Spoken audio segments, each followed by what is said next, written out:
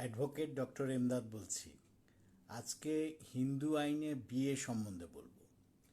একটা শ্লোক যেটা হলো যদস্থ হৃদয়ং তব তদস্থ হৃদয়ং মম, অর্থাৎ তোমার হৃদয় আমার হৃদয় এক হোক।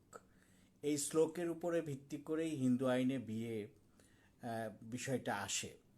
এবং হিন্দু আইনে বিয়েটা হলো দুই রকমের সাধারণত। একটা হলো অনুমোদিত, আরেকটা হলো অনুমোদিত নয়। এবং এই অনুমোদিত ফর্ম যেটা আছে সেটা চার ভাগে ভাগ করা হয়। অননুমোদিত বা অনুমোদিত নয় সেটাকেও চার ভাগে ভাগ করা হয়।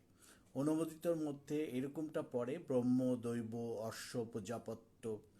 অনুমোদিত অনুমোদিত নয় এটার মধ্যে পড়ে গন্ধর্ব, রাক্ষস, অসুর এবং পৈশাচিক বিয়ে। যদিও এখন কোনো বিয়েই প্রচলিত নাই, শুধুমাত্র ব্রহ্মবিবাহই প্রচলিত আছে। এছাড়া আর কোনো বিয়ে বর্তমানে প্রচলিত নাই।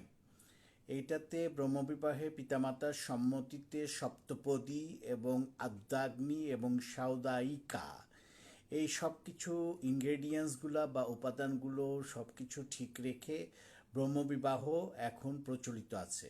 এই ব্রহ্মবিবাহ ছাড়া আর কোনো বিবাহ হিন্দু আইনে এখন প্রচলিত নয়।